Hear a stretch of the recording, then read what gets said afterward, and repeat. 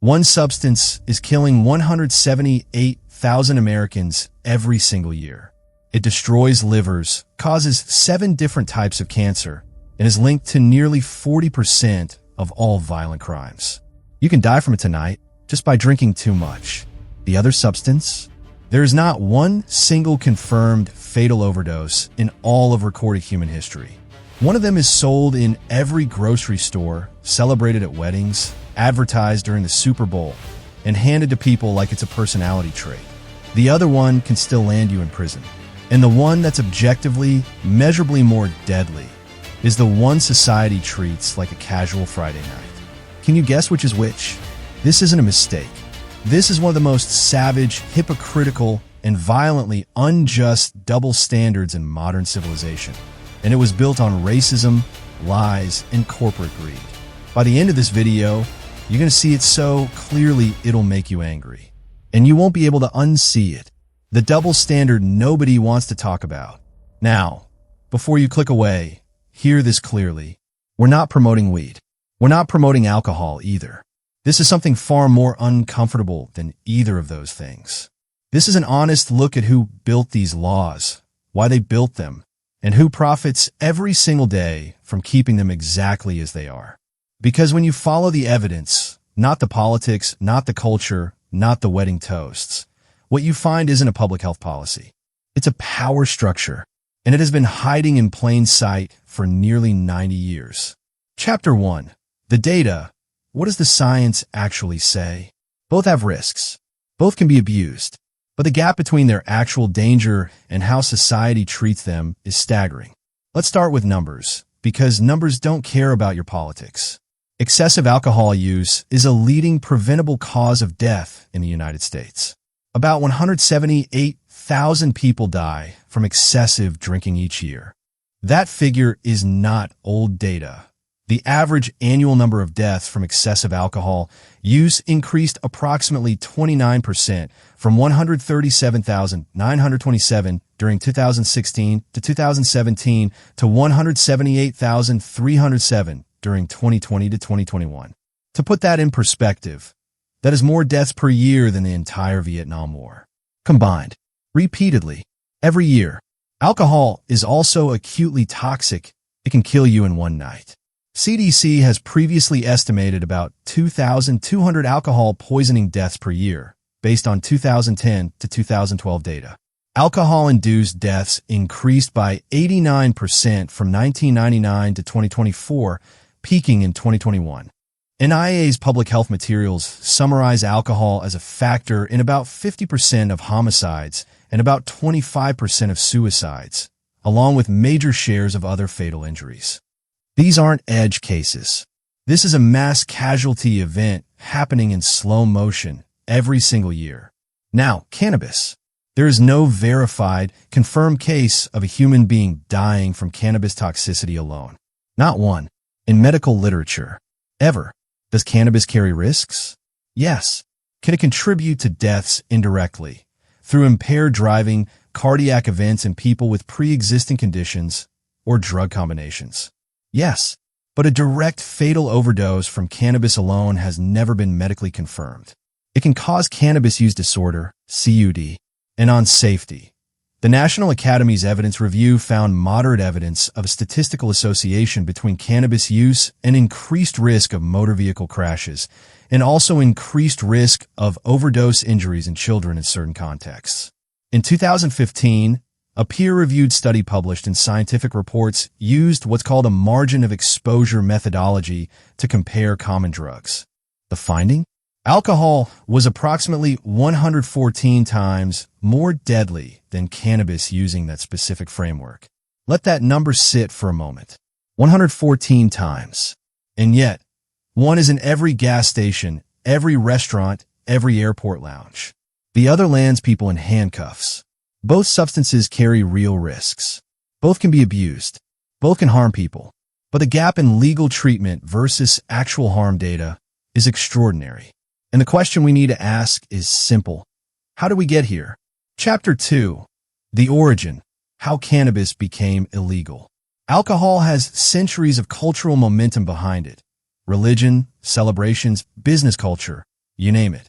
And in the U.S., the big, we tried to ban it experiment, prohibition, ended with repeal on December 5, 1933. That failure left a political lesson. Banning alcohol created massive unintended consequences, so the country pivoted to regulation instead. That matters because it set the template. Alcohol becomes manageable through licensing, taxation, and regulation, not elimination. Now for cannabis, you need to go back to the 1930s and to one man. He was the first commissioner of the U.S. Federal Bureau of Narcotics. Anslinger was appointed in 1930, just as the prohibition of alcohol was beginning to crumble.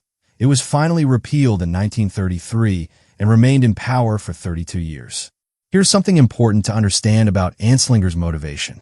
Early on, he was on record essentially saying cannabis use was no big deal. He called the idea that it made people mad or violent an absurd fallacy. So what changed?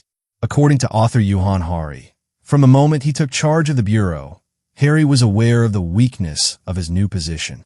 A war on narcotics alone, cocaine and heroin, wasn't enough.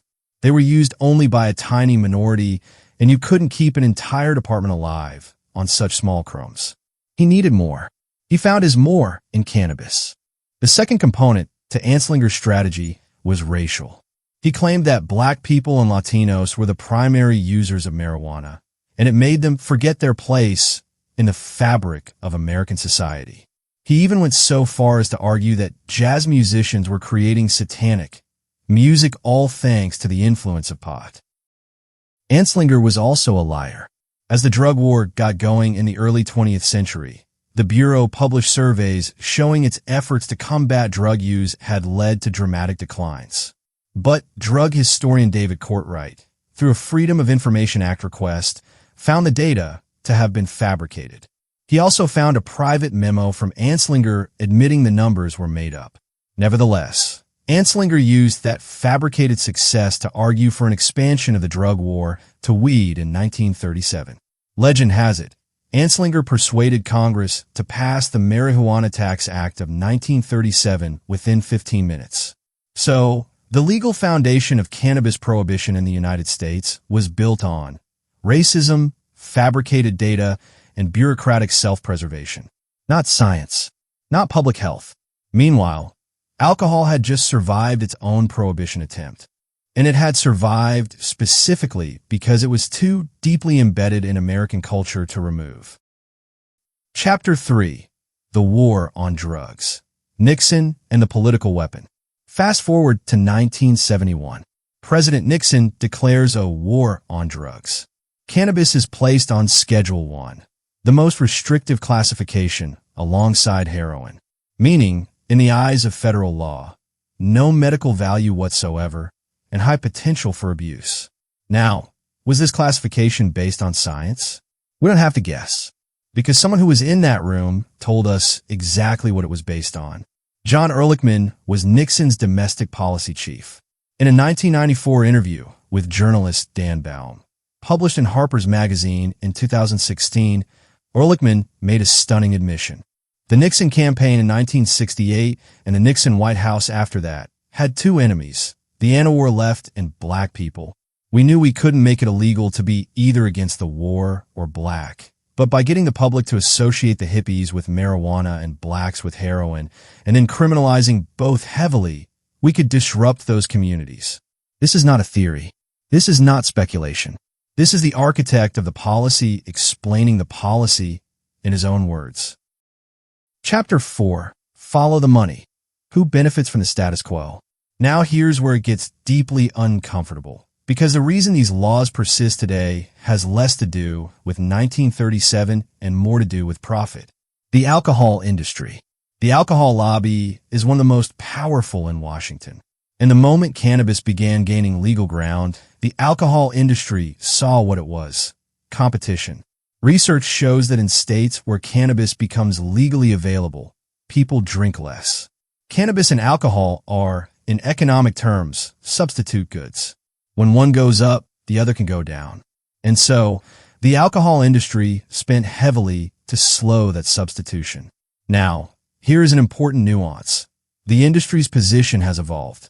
Some major alcohol and spirits lobbying groups now support certain forms of federal cannabis legalization, specifically because they want to control the distribution infrastructure.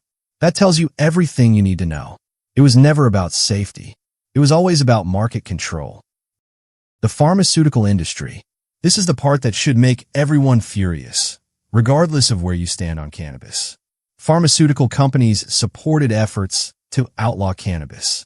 They were on board with the idea because they could not standardize cannabis dosages and people could grow it themselves. In 2016, a company called Anslinger Therapeutics, the maker of a fentanyl-based opioid spray, donated $500,000 to a campaign opposing cannabis legalization in Arizona, while simultaneously seeking FDA approval for their own synthetic cannabis-based product. Read that again slowly. A fentanyl company fighting against natural cannabis legalization, while developing a synthetic cannabis drug they could patent and sell. This is not a conspiracy theory. It was reported in investor filings. It is a matter of public record, and it connects to a much larger pattern. Research consistently shows that in states with legal medical cannabis, opioid prescriptions and opioid-related deaths are measurably lower. Cannabis threatens the pain management market, and the pain management market will protect itself. The political calculus. And then there is the simplest reason of all, political cowardice. No politician wants to be seen as soft on drugs. The phrase has destroyed careers. And so even politicians who privately know the data, who understand the numbers, often vote to maintain a status quo that the science does not support, because the short-term political risk feels greater than the long-term public health cost. Chapter 5, Culture. Why alcohol get the pass that nothing else does. Now, here is the most honest part of this entire conversation. Alcohol is culturally grandfathered in ways that no other substance is. It is at every wedding, every funeral, every holiday table. It is woven into religious ceremony across Christianity, Judaism, and numerous other traditions. It has been embedded in Western civilization for literally thousands of years. When the United States tried to ban it through prohibition from 1920 to 1933, it failed. Spectacularly. Because you cannot legislate away something that a society has accepted for millennia. Organized crime filled the vacuum. The law became unenforceable. And after 13 years, America gave up. Cannabis had no such protection. When the laws against it were written in the 1930s, it was primarily associated with Mexican immigrants and black communities. Communities that, at the time, had no political voice, no powerful lobby, no institutional protection. That is not an accusation. That is history. The double standard was not born from science. It was born from who had power and who did not. Chapter 6, The Racial Reality. Then and Now. An ACLU report found that in 2018, the U.S. had more marijuana possession arrests than arrests for all violent crimes combined, and it documented large racial disparities in arrest rates. So, alcohol gets treated like a public health and personal responsibility issue, while cannabis has often been treated like a criminal identity marker. And here is where the history connects directly to the present, and why this is not just a historical footnote. According to a 2013 ACLU study, Black people across the nation were nearly 4 times more likely than white people to be arrested on marijuana possession charges in 2010, despite data suggesting they used the drug at about the same rate. In some states, Black people were up to 6 times more likely to be arrested. Think about what that means. Same behavior, radically different legal outcomes, based on race. The racist architecture that Harry Anslinger built in 1937, the one he constructed using fabricated data and racial fearmongering, is still producing racially unequal outcomes in 2024. The language changed, the intent changed, but the data didn't. Chapter 7, Where We Stand, The Honest Conclusion. So, let's bring this all together. We're not here to tell you to smoke weed. We are not here to tell you to start drinking. Those are personal decisions that adults make every day. But we are here to tell you this. The legal framework that treats these two substances so differently was not built on science. It was built on racism, bureaucratic survival, cultural entrenchment, and the lobbying power of industries that benefit from the status quo. Excessive alcohol use is a leading preventable cause of death in the United States, and it is served at sporting events. Cannabis being less acutely toxic doesn't mean it's safe. It can impair driving, contribute to dependence, and harm some people, especially with heavy use or high-potency products. Both substances carry real risks. Both deserve honest, science-based policy. Neither deserves to be either demonized beyond the evidence or glamorized beyond the evidence. What we are against is the double standard itself. A society that regulates substances based on which industries have the most powerful lobbyists, which communities had political representation in 1937, and which substances appear in wedding toasts, is not a society regulating based on public health. It is a society regulating based on power. And the first step to changing that is simply being willing to see it clearly. If this video made you think, not agree necessarily, just think, then it did its job. Drop your thoughts in the comments. We want to hear where you push back. Subscribe if you want more videos where we separate facts from vibes. And share this with the one friend who thinks legal means safe. See you in the next one.